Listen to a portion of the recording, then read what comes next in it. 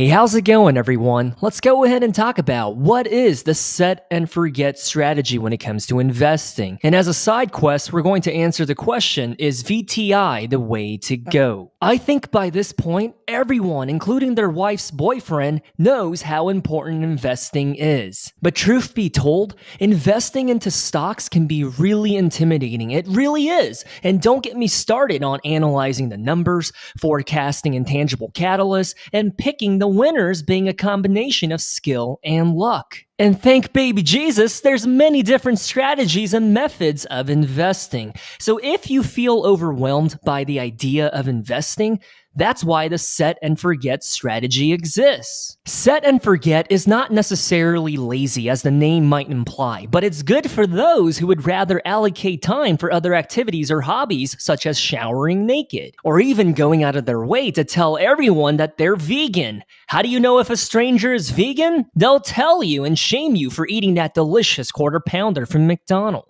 But hold on, what exactly is set and forget? The best way that I can describe set and forget is by giving an example. Think of set and forget as a 401k plan, which is a retirement benefit that is sponsored by your workplace. So with a 401k, what happens is a little bit of your wages are deducted from your paycheck each time you get paid. And those deductions make contributions directly towards your 401k without any thinking involved. And eventually, your 401k gets bigger and bigger with time in the market. And when it comes to 401ks, you don't touch your 401k portfolio for withdrawals until you retire. So in a sense, the 401k allows your money to grow through set and forget. And I'll tell you what, every time I hear the words set and forget, it reminds me of the hundreds of times, I'm not exaggerating, I'm busy doing something, and then I forget where I placed my phone, and then I frantically pace around the house for like 6 minutes looking for my phone. And that's why whenever I buy a new phone, I always try to buy the biggest phone with the most outrageous color so that I can find it easily. And if you don't have a work-related brokerage account, then that's okay. I can give you one more example. Let's say you have an individual brokerage account with Vanguard, Fidelity, or even Charles Schwab. And if you make automatic monthly contributions from your bank account towards your investments, that's also set and forget in a way. You can set it up so that your bank account throws in $50 or even $500 every single month. And believe me when I say, that money is better off in your brokerage account because it's not doing anything under your pillow or your man boobs. And believe it or not, there's actually quite a lot of people that are out there that still hold their cash under their pillows or in a lockbox. They don't really do anything with it. But anyways, are you starting to see the picture with set and forget? So in summary, the set and forget basics are, number one, set the parameters. And by this, I mean, what is your timeline? Is it 20 years, 30 years? When do you need that money? And then also your investment choices. And then number two, contribute money to it routinely. It doesn't matter if it's every week or every Monday or every 2 weeks or every 3 months. Have a scheduled basis. And then number three, forget about it. In other words, don't stress about your investments. And last but not least, let the market do its thing, which is to grow. And what I do want to call out is that the forget portion is the best part about set and forget. Because unlike your wife's boyfriend who invested heavily into speculative cryptocurrency, with set and forget, you don't have to watch it like a hawk. You can just let your investments ride out the good and the bad with no intervention, no adjustments, or constant monitoring. Set and forget works best if you have a long-term horizon before you actually need to use the money. If we're talking about needing it next year or in 2 years for a down payment for a new mortgage, set and forget is probably not the best. Or I guess it could be if you roll it into a CD or put it into a high-yield savings account for like that 24 months. But anyhow, set and forget works best if you have like a 10-year timeline, 20 years, or even 40 years. What I'm trying to say is that the more time you forget about your investments until you actually need the money, in theory, the bigger the investment should grow. Unless some egotistical leaders all around the world get all salty and decide to start up another world war. In that case, none of this stuff would matter anyways. I'm not one to judge someone for their choice of hobbies, but to those of you that are into doomsday prepping with those bunkers and hoarding all of the food, maybe I've got my Amish thinking cap on, but I just don't see the appeal behind that movement or hobby. If the world is doomed, we're all gonna perish anyway, so why hoard bottles of water and MREs and whatnot? I don't know. But most importantly, what you invest into is the most important ingredient to making set and forget work. And I say that because not all investments are good choices. Hear me out. When it comes to individual stocks, there is no true set and forget. Yes, that's a very unpopular opinion, but it's true. And that's because every single company can fall to scandals, regulation changes, consumer demands could shift, the company could become irrelevant thanks to a startup, and the list goes on and on. That's why I personally prefer to invest into dividend compounders with cheese, companies that are good today and good tomorrow to increase the likelihood that they'll be doing good in the future. Just to throw some ideas out there, what you see on your screen right now are perfect examples of products or services that are future-proof, things your grandchildren will utilize. And don't you dare think for 1 second the next generation will avoid eating a McDonald's Big Mac or Chicken McNuggets. It ain't happening. I'm a guy that works out every single day. I'm running, lifting, ruck marching, you name it, I'm doing it. But even I cannot deny how beautiful and delicious fast food is. But who knows, in the future, McDonald's can make the drastic pivot into becoming a barbershop specializing in balding men's haircuts. And in that case, you would be their first customer. I apologize if your hairline is receding. I don't know what it is with me and making inappropriate jokes. But alright, so getting back on topic. So we know that with individual companies and their stocks, there is a little more risk involved. So a safer alternative to individual company stocks is to invest into index funds, aka an ETF. Think of an index fund as one stock that is made up of an entire section or category of companies. For example, an index fund could be all of the tech companies, and another index fund could be the Dow Jones. An index fund takes the guessing out of the industry or sector that you are most excited about. For instance, if you think the finance and banking companies are the way to go, but you're not sure about which one is the best, then you can just invest into all of them with an index fund that tracks the banking industry. Does that make sense? It's like you telling me you like to eat all foods, but when beets, okra, and mushrooms enter the conversation, all of a sudden you're a picky eater. That's not how it works with an index fund. If you invest into a vegetable index fund, you can bet your least favorite vegetables are going to be included. So play with me. If I were new to investing, but I understood and supported the set and forget strategy, then what I would do is most likely stick with index funds over stocks.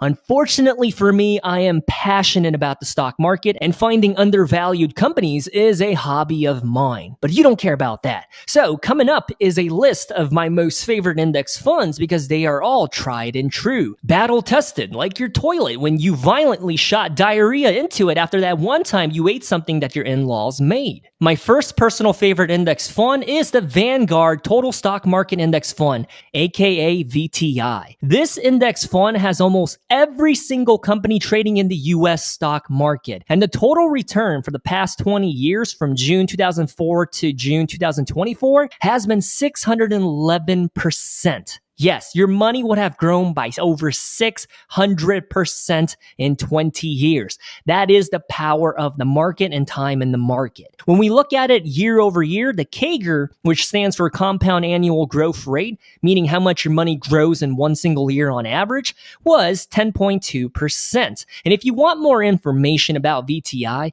then you should definitely check out the video that I made on VTI. And the reason why VTI is number one here is because it's the way to go. Because investing into VTI is believing in the American dream. If you're anything like me, then you believe the United States will continue to be the world leader going forward. So that's my two nipples on VTI. Again, if you want a more compelling argument for VTI, then watch the video that I made on VTI. My second favorite index fund is Vanguard S&P 500 ETF, aka VOO. Now, the S&P 500 companies are the biggest and subjectively best companies in the US. So when you hear the word blue chip companies, most likely they're referring to the S&P 500. And by the way, the S&P 500 is also referred to as the market. So when someone benchmarks something against the market, they're benchmarking it against the S&P 500. Now, the total return for the past 14 years, we can't go to 20 years because VU is younger than VTI. But anyways, for the past 14 years, the total return has been 544%. Pretty juicy. I like what I see. And when you break that down year over year, well, that CAGR is 14.4%, meaning your money would have grown on average 14% every single year. And not to sound like a robot, but if you want more information on VU,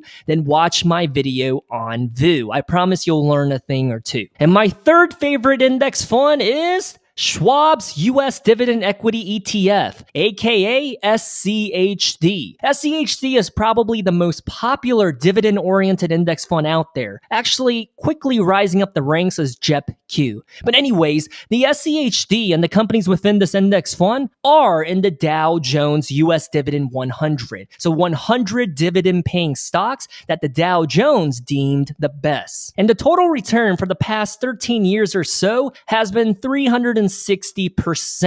And when you break down that CAGR year over year, 10.8%. Pretty good. Pretty respectable. And you already know what's coming. If you're curious about SCHD and why it's so popular, then go ahead and watch my video that I made on SCHD. And fun fact, I used to not be a fan of SCHD. And then I came around after doing a lot of research about that index fund. So I think it's beneficial to learn from the perspective of someone who tried to hate SCHD but came around to liking it. But hold on, buddy. Why set and forget? Okay, well, let me respond. I like to think of myself as an educator, so my question to you is, what's the appeal behind set and forget investing? I want to make sure you walk away from this video really understanding set and forget, because if not, you're not getting a good job sticker for the day, buddy. And I mean it. Okay, so the case for set and forget. Well, number one, with the set and forget mindset, after putting money invested into good, reliable investments, over time,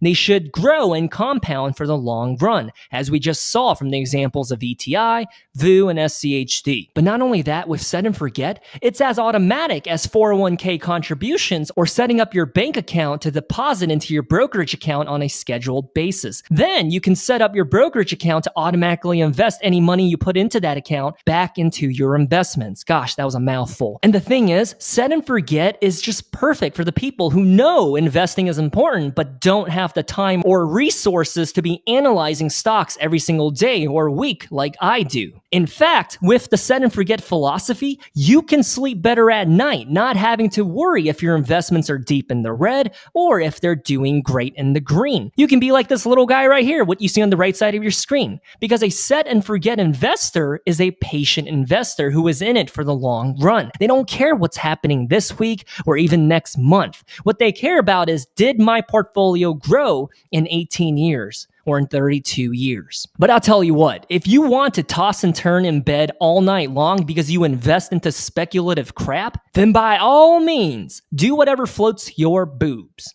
So let me close this video out by saying this.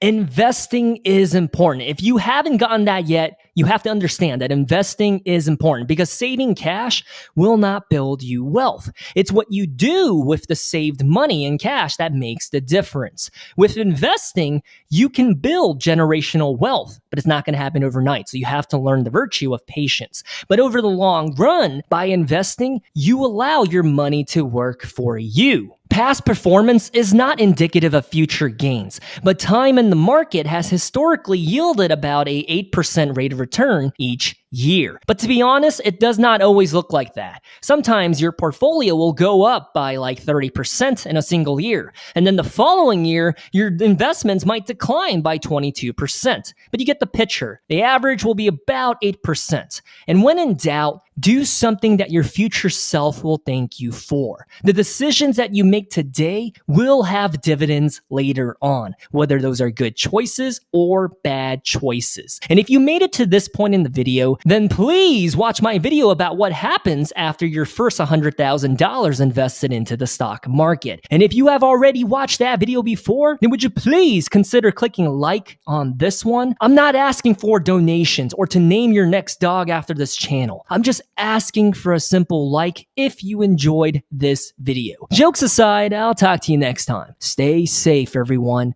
Woohoo!